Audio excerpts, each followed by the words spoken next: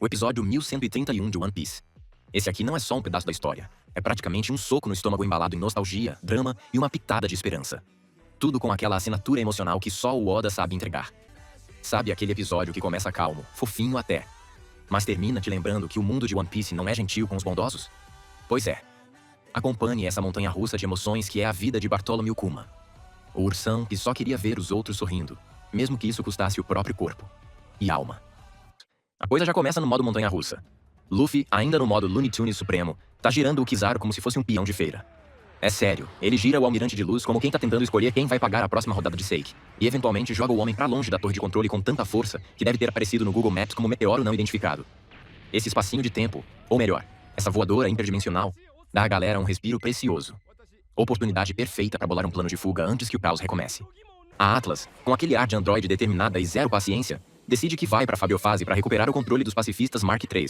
Porque se aqueles robôs gigantes continuarem seguindo a ordem da marinha, ninguém sai dali nem com reza braba. Dr. Vegapunk se junta a ela, aquele velhinho cientista excêntrico que sempre parece a meio caminho entre um gênio e um desastre ambulante, e manda um recado pro Franky. A Bonnie tá viva, mas caída lá no meio da Fabiofase. E claro, isso acende o modo protetor loiro do fogão no Sanji, que já se oferece pra colar com os dois e resgatar a garota. Enquanto isso, o Jinbei, sempre calmo no meio da bagunça, fica encarregado de recolher as tralhas do cientista e manda todo mundo se encontrar na saída dos fundos. Porque até numa ilha explodindo, tem que ter plano B. Enquanto isso, lá na Fabiofase, o caos segue no volume máximo. Os marinheiros estão caçando a Bonnie como se ela fosse um prêmio raro no bingo da marinha. O que eles não esperavam era que a garota tinha ativado o modo Akuma no Mi insana, usando seus poderes para envelhecer e rejuvenescer os fuzileiros como se estivesse jogando The Sims com o controle de idade ativado.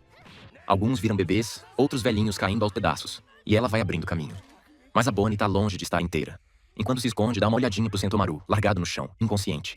Ela lembra do momento em que caiu na barreira, desmaiou, e o Brutamontes a pegou no colo como se fosse uma bonequinha de porcelana quebrada. Não tem tempo pra drama, mas o coração da menina tá bem longe de gelado.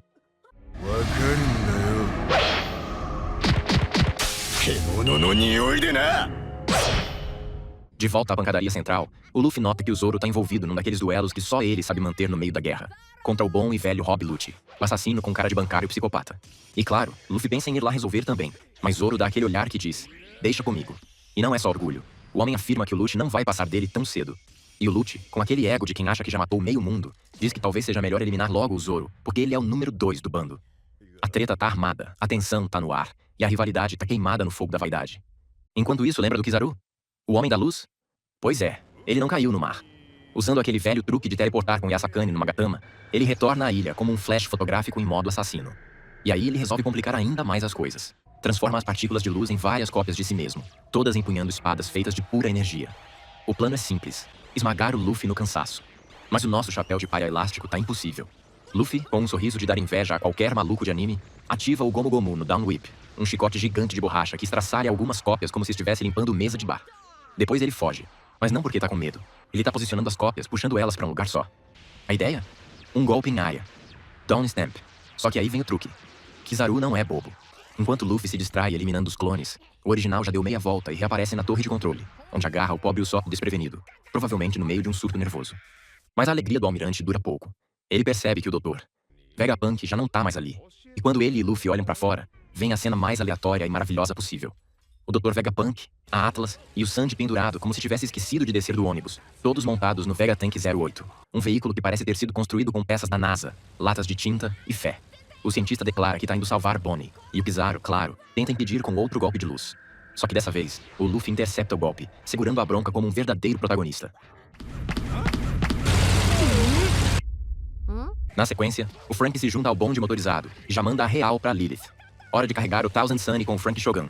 Porque se a fuga vai acontecer, tem que ser com estilo, robôs gigantes e explosões no fundo. Não é uma fuga se não parecer final de filme de ação dos anos 90. Enquanto isso, lá na costa, os marinheiros são informados que o Dr. Vegapunk abandonou a Labofaz. A base inteira entra em modo pânico. O pequeno gênio Edson faz um trabalho ninja e desativa parcialmente o Frontier Tomb, abrindo um caminho de fuga pro cientista. E aí vem o plot twist. A Atlas emite um novo comando para os pacifistas Mark III. Mas dessa vez, eles não vão mais proteger a marinha. O novo comando? Aniquilar todos os marinheiros da ilha. É isso, o jogo virou. Tudo começa com um barulho bem familiar. Robôs gigantes trocando de lado. Graças a Atlas, que claramente não tem tempo a perder com diplomacia, os pacifistas Mark III viram a casaca de vez e partem pra cima da marinha, como se tivessem lembrado que estão devendo vingança antiga. É explosão pra todo lado, marinheiro voando como papel de bala em ventilador, e um pandemônio geral tomando conta da Fabiofase. Enquanto isso, dentro do Vegapunk 08, o grupo do Dr. Vegapunk continua sua descida frenética. É quase uma montanha-russa de fuga, só que com tecnologia de ponta e um loiro apaixonado no volante. O Sanji. O nariz do cozinheiro mal para de farejar perigo, ou perfume feminino, porque ele logo detecta o paradeiro da Bonnie, que por acaso tá metida até o pescoço numa encrenca. Lá na Fabriofase, Bonnie está sendo atacada por um vice-almirante que não veio pra conversar. Só que a garota não é flor que se cheire. Ela saca uma arma, e não é uma qualquer, e ativa uma técnica sinistra chamada NDE, Near Death Experience. O nome já dá o recado. É tipo jogar um susto tão grande na galera que o corpo simplesmente desliga. Os marinheiros, achando que foram pro além, apagam com o choque. Bonnie, com estilo, sai de fininho. Só que a alegria dura pouco. Logo, ela é cercada pela vice-almirante Bluegrass, uma senhora que parece saída de um rodeio galáctico. E o motivo? Ela comeu a Nori Nori no Mi, uma Akuma no Mi que permite montar e controlar qualquer coisa que esteja montando. E adivinha o que ela tá montando? Um pacifista gigante. É tipo lutar contra um touro de aço com IA, só que ainda controlado por uma velha doida. Bonnie fica em choque. Literalmente. O pacifista tem o rosto do pai dela, Kuma, o antigo revolucionário. E isso trava a menina na hora. Mas aí entra Sanji, como um raio gourmetizado do céu. Ele aparece no último segundo, tira Bonnie do caminho e basicamente manda a real. Esse robô pode até parecer com o pai dela, mas não é. E se quiser sobreviver, tem que aceitar isso. Numa esquiva digna de passo de dança, Sanji ainda dribla o vice-almirante anterior e leva Bonnie de volta pro Vegapunk 08, que segue firme no corre. Enquanto isso, na Labofase, a batalha entre Luffy e Kizaru parece mais uma maratona que os dois esqueceram de treinar. Os dois estão exaustos, pingando suor, e com aquela cara de quem já tá pensando em aposentadoria. Mesmo assim, o Kizaru tenta fazer a jogada suja. Se lança direto pra cima do Dr. Vegapunk, mirando o cientista com a velocidade da luz. Luffy corre atrás, mas nesse momento algo estranho acontece. Ele, Zoro, Lute, até o Jinbe param por um instante. Como se uma sensação ruim tivesse tomado conta do corpo inteiro. Tipo aquele frio na espinha que avisa que vem bomba por aí. E vem mesmo. Do nada, os pacifistas param de obedecer a Atlas. Só ficam parados. E quando isso acontece, já dá pra ver a treta vindo de cima. Em segundos, um círculo mágico bizarro se forma no chão, e todos os marinheiros recebem um aviso urgente. O Saturn chegou. E quando a entidade aparece... Meu amigo, o clima pesa como cimento fresco. O homem, se é que ainda dá pra chamar assim, brota do círculo como um ser demoníaco, em forma de uma aranha gigante deformada, com olhos que parecem fatiar a alma. Os marinheiros mais fracos são orientados a não olharem diretamente pra ele. E quem desobedece? Pois é. Tem um pobre coitado que só deu uma olhadinha e... Puf! A cabeça explode como se tivesse mordido uma bomba de chiclete. É nesse momento que tudo começa a desandar de vez. O grupo de Sanji, que estava finalmente respirando, é surpreendido por um ataque do Kizaru, que destrói a estrada de nuvens onde eles estavam. Todo mundo despenca como jaca podre, inclusive o próprio Vegapunk 08, que desmonta feito brinquedo velho. Mas calma, apesar da queda, todo mundo sai vivo. Meio amassado, meio traumatizado, mas vivo. Luffy, por outro lado, vê o Kizaru de novo e finalmente alcança o desgraçado. Numa última cartada insana, ele puxa um novo ataque. Gomu Gomu no Stargun. E a pancada vem com gosto, acertando o lado da cabeça do almirante como se fosse um soco sideral. Até o Kizaru sente. Mas a glória dura pouco. Logo após o golpe, o corpo do Luffy entra em pane. O Gear 5 desliga. Ele volta ao normal, exausto, e despenca no chão. Um silêncio momentâneo toma conta do campo de batalha. O herói caiu. E agora? Assim que todos se levantam dos destroços do Vegapunk, o Dr. Vegapunk avista Saturn de frente. O velho cientista reconhece na hora quem é a aberração demoníaca à sua frente. E Saturn, frio como pedra de gelo, solta um veneno verbal. E Vegapunk já deveria estar morto. A tensão sobe, e o foco muda para Bonnie. Ela está ali, vendo a criatura que personifica tudo que tirou o pai dela. E naquele momento, uma tempestade emocional toma conta da garota. Imagens, lembranças, angústias. Tudo passa pelos olhos dela como um filme.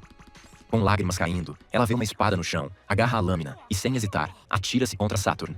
E crava a espada no peito da criatura. É o tipo de ato que não precisa de palavras. É ódio, amor, dor e fúria num único movimento. Bonnie não luta apenas com o corpo. Luta com tudo o que ela é. A filha do Kuma acabou de declarar guerra. Logo de cara, a hierarquia começa a pesar. Marinheiro raso? Vai pra longe. Não é digno de presenciar a presença sagrada do ancião de olhos assassinos. Quem fica no centro da ilha são só os medalhões. Vice-almirantes, contra-almirantes e os corajosos que ainda não molharam as calças. A presença de Saturno paralisa até o mais cascudo. Alguns mal conseguem reagir. Outros se preparam para fuzilar Bonnie, que acabou de fazer o impensável, esfaquear um dos 5 anciões. Só que Saturn, com um olhar que parece derreter aço, e aí, com aquela calma de vilão que sabe que ninguém ali pode tocá-lo, ele solta um poder bizarro pelos olhos. Tipo um empurrão psíquico que joga Bonnie longe sem nem mover o corpo. Antes que ela caia de vez, ele a agarra e ainda puxa a tira-espada do próprio peito como se fosse um fiapo de roupa. E a ferida? Some. Se cura na hora. 0 dano, 0 vergonha. Sanji até tenta brilhar e salvar Bonnie, mas recebe o mesmo tratamento ocular. Toma um golpe invisível que o joga no chão igual saco de batata. Frank, ali do lado, fica de queixo caído. O cara se regenerou como se fosse feito de gelatina celestial. É o tipo de coisa que deixa qualquer um sem saber se luta ou se corre. Enquanto os marinheiros tentam entender se a ordem é atacar ou rezar, alguns espertinhos veem a confusão como oportunidade e tentam capturar o Dr. Vegapunk. Só que Saturn dá outro chega pra lá. Diz que Vegapunk não tem mais pra onde correr. Então por que se preocupar? O cientista é peixe na rede. E como se não bastasse humilhar os outros, ele ainda dá um puxão de orelha em Kizaru, que, estirado no chão como se tivesse tomado um coice de elefante, pede desculpas como um estagiário atrasado. Saturn nem se incomoda. Já entendeu que o golpe de Luffy foi brabo. Mas mesmo caído, Luffy não escapa da fúria do Aranha dos Infernos. Saturn parte pra cima e tenta esfaquear o garoto com uma das pernas aracnídeas. Por sorte, Frank ativa seu clássico Strong Right, aquele braço que voa com mais estilo que míssil de anime, e empurra Luffy pra longe da morte. Depois ainda puxa o garoto de volta como se fosse pescador salvando peixe dourado.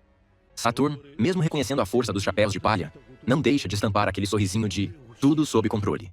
Diz que a presença de Luffy e Bonnie era inesperada, mas que não faz diferença. Estão cercados, sem chance de fuga, e a ilha está prestes a virar poeira cósmica. Um verdadeiro monólogo de vilão satisfeito, daqueles que solta discurso filosófico antes de matar geral. E claro, ele guarda um espacinho especial no discurso pra Vegapunk. Diz que tá decepcionado com a traição, mas até agradece pelas contribuições. Tudo isso enquanto segura Bonnie no ar como se fosse boneca de pano.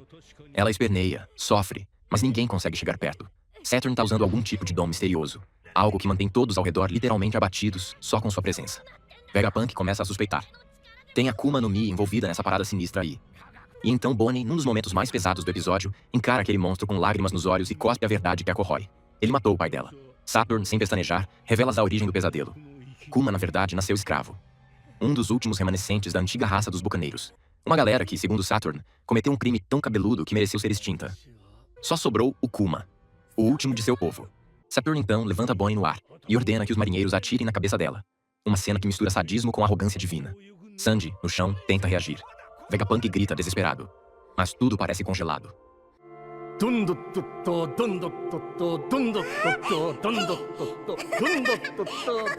Nesse momento, Bonnie mergulha num flashback.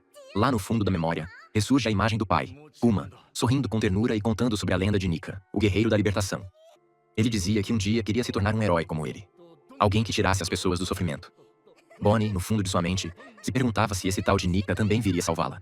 E Kuma, confiante como só um pai pode ser, dizia que sim. E aí, o episódio escancara as portas do passado. 47 anos atrás, no Reino Sorbet, nasce um bebê chamado Bartholomew Kuma, filho de um bucaneiro gigante, Clap, e de uma mulher humana. A felicidade dura pouco. Quando o governo mundial descobre sobre o sangue que corre nas veias do menino, o destino da família é selado. Escravidão total. Kuma cresce carregando pedras maiores que ele mesmo, apanhando por qualquer motivo e vendo sua mãe desaparecer.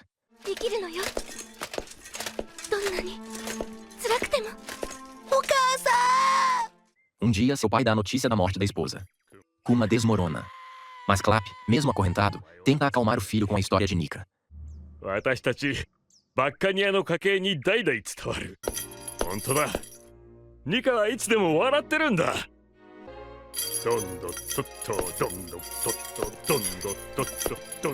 Começa a cantar, a dançar, só para ser morto na frente do filho, baleado por um nobre mundial por ousar fazer barulho. Os anos passam, e em West Blue surge um evento monstruoso. O torneio de expurgo de nativos, promovido pelos próprios nobres mundiais. Um genocídio com cara de campeonato. A ilha da vez? God Valley. Uma terra rica e fora do domínio do governo mundial, que por isso mesmo virou alvo. A missão era simples: exterminar todos os habitantes e capturar escravos problemáticos. Quem tentasse impedir, morria. O próprio rei da ilha tentou. Só para ser morto por ninguém menos que o jovem Figarland Garland, que tratava o massacre como um jogo. E sim, Saturn estava lá também. Frio, calculista, observando tudo. Kuma tenta escapar, mas é recapturado. Ironicamente pelos próprios escravos, que sabiam que se ele fugisse, todos pagariam o preço. No meio do caos, surge um certo jovem carismático, Emporio Ivankov. Acompanhado de sua irmã Ginny, ele cruza olhares com Kuma e reconhece a lenda viva. O garoto descendente dos gigantes. E sem titubear, Ivankov se apresenta como alguém que vai sobreviver. E pergunta a Kuma: "Você também vai?" Tudo começa com um show de horrores patrocinado pelos nobres mundiais, que resolveram brincar de Jogos Vorazes versão escravocrata, com o famigerado torneio de caça nativa. O regulamento era claro. Humanos classificados como coelhinhos raros, onde quanto mais raro, mais pontos. Tinha até ranking de super raros, como se fossem cartas colecionáveis de gente. Luxuosos prêmios prometidos ao campeão, claro. Nada mais justo quando se está apostando a vida dos outros. Enquanto os Tenryubitos se ajeitavam nas arquibancadas da crueldade, o desespero tomava conta dos prisioneiros, que corriam pelas florestas de God Valley como ratos num labirinto em chamas.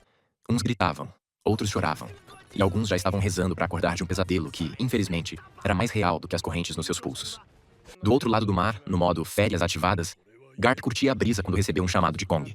O comandante não quis entregar o jogo, mas Garp, com aquele faro de veterano, sacou rapidinho que tinha coisa feia rolando. A menção ao nome de Roger foi o suficiente para fazê-lo largar o descanso e zarpar com sangue nos olhos. Afinal, quando Roger entra no baile, é porque a música vai tocar alto.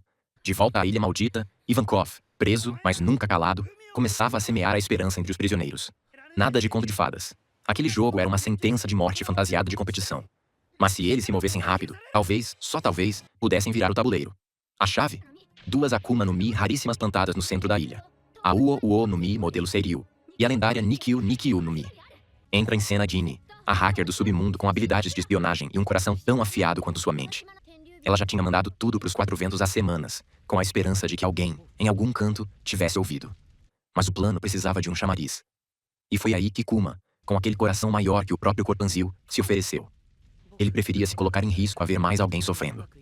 Ivankov até topou, mas deixou claro que não ia deixar o grandão morrer tão fácil. A bagunça ficou completa quando os Rocks Pirates desembarcaram com a sutileza de um tufão.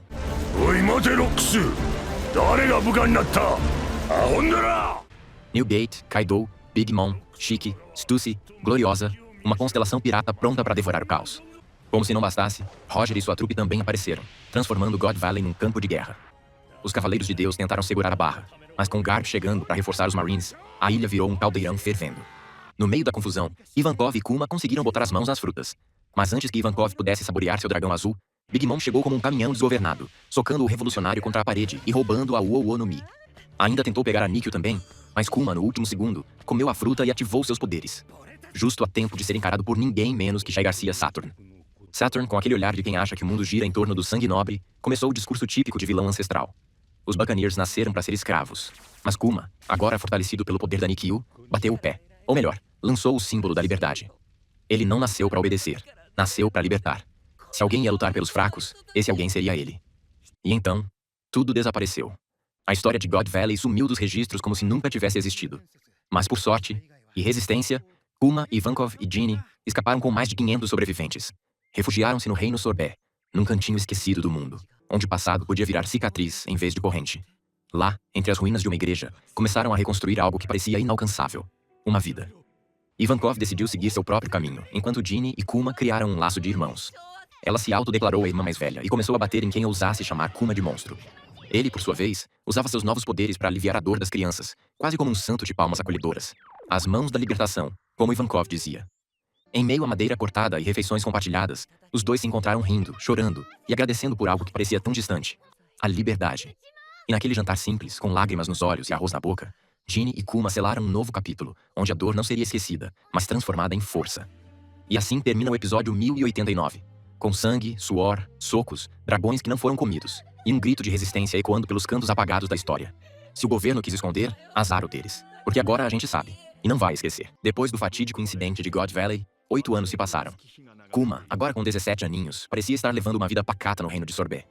Mas claro, estamos falando de One Piece, então pacífico significa só que ninguém explodiu nada. Ainda. Kuma virou uma espécie de herói local. Com seus poderes, ele literalmente tirava a dor das pessoas. Tipo um antidor humano ambulante. Os velhinhos adoravam. Toda semana faziam fila, como se fosse consulta no SUS, e ele lá, absorvendo bolhas de dor e aliviando o sofrimento do povo. O problema? Ninguém pagava. E Jinny, agora com 21 e com a língua mais afiada que a espada do Mihawk, estava pra lá de irritada com essa função de padre curandeiro gratuito. Ela já tinha estabelecido. Só domingos, meu chapa. O povo, claro, ria da braveza dela e elogiava a beleza como quem ignora a tempestade no horizonte. Mas tinha algo mais sombrio em jogo. O novo rei, Bekori, era o verdadeiro vilão de novela. Um tirano frio que mandava os pobres doentes para uma prisão onde a dieta era vento e desespero. Tudo por conta do famigerado tributo celestial. Aquela taxa absurda paga aos Tenryubitos. Sim, os mesmos que já deviam ter sido processados por crimes contra a dignidade humana. Mas seguem aí, firmes e desumanos. Mesmo assim, Kuma continuava sua missão humanitária. E aqui, a gente vê o peso que ele carrega. Porque quando a noite caía e todos iam embora, ele absorvia toda a dor que tinha retirado das pessoas e jogava no próprio corpo, como um cofrinho de sofrimento. Jinny, vendo isso, chorava de raiva e tristeza. Mas Kuma só dizia que era necessário, que alguém tinha que suportar essa dor. E que ver o sorriso das pessoas era suficiente para ele. Já podemos declarar esse homem patrimônio da humanidade? Avançamos 5 anos e a história esquenta. Jinny, provavelmente cansada de ver o homem da vida dela só se doando pros outros, pede Kuma em casamento. Mas o moço recusa. Não por falta de amor, mas por medo. Ele tem sangue Buccaneer, e sabe o que isso causou na própria família. Ele não queria ver Jinny sofrendo só por estar ao lado dele. O amor dele era tão grande que preferia a distância a arrastá-la para o abismo. Poético e trágico. Mesmo com essa rejeição, o papo entre eles rola. Kuma comenta sobre os Freedom Fighters, um grupo rebelde que estava pipocando revoltas pelo mundo. E ali, com olhos brilhando de admiração, ele menciona Monkey D. Dragon, achando o cara um modelo de coragem. E adivinha? Mal sabia ele o que o destino preparava. 3 anos depois, a situação degringolou de vez. O reino foi dividido como bolo de festa. Metade para quem podia pagar o tributo, outra metade virou terra sem lei, onde o povo pobre era jogado para sobreviver como desse. Quando Kuma tentou resgatar pessoas sequestradas pelos soldados do rei, foi taxado de traidor e jogado na cadeia. Ginny foi junto, porque ninguém segura aquela mulher quando se trata de defender o ursão. Parecia o fim. Mas aí chegam os verdadeiros revolucionários. Dragon, o próprio, liderando uma invasão dos Freedom Fighters. Bekori é chutado do trono como lata velha, e a política de escravidão vai pro buraco. Kuma, libertado da prisão, recebe o convite que mudaria sua vida. Junte-se à revolução. E como não poderia deixar de ser, ele aceita. A partir dali, Kuma, Dragon e Ivankov transformam aquele grupo pequeno de manifestantes barbudos em algo muito maior. A temida e respeitada exército revolucionário. Com um novo foco, sem recursos, mas com vontade de sobra, viram mercenários da liberdade, ajudando rebeliões mundo afora. Dragon, aliás, mostra que sabe das armas, literalmente, e revela que foi da marinha, mas largou por não ver justiça nenhuma naquilo. Uma curiosidade que faz a cabeça do Kuma explodir de admiração. Kuma, como era de se esperar, jura lealdade a Dragon. E esse laço ali se forma, entre um homem que já sofreu demais e outro que carrega o peso do mundo nas costas. 8 anos se passam, e reencontramos Ginny, agora uma capitã revolucionária. Sim, aquela mulher braba também entrou na causa, fardada e determinada. Quando se junta à divisão de Kuma, a alegria no reencontro é evidente. Só que, como um soco que vem sem aviso, a felicidade dura pouco. Ginny é capturada, do nada, de um inimigo inesperado, e o alerta bate na sala de comando do exército como um trovão em dia limpo. Dragon é notificado. A tensão sobe, e a sensação de que algo terrível se aproxima fica no ar como uma tempestade engarrafada. E é assim que o episódio fecha. Com a doçura da compaixão de Kuma, a força de Ginny, a brutalidade de um sistema injusto e a esperança brotando no meio do caos. Um episódio que mistura alma, propósito e tristeza, numa dose que faz qualquer fã olhar pro horizonte e pensar: esse mundo precisa mesmo de heróis como ele. E assim, encerramos mais um episódio insano dessa saga épica. Se curtiu essa zoeira, não esquece de deixar o like, se inscrever no canal e compartilhar esse vídeo com a tripulação. Afinal, a zoeira em One Piece nunca tem fim. Até a próxima e bons ventos nos mares da zoeira.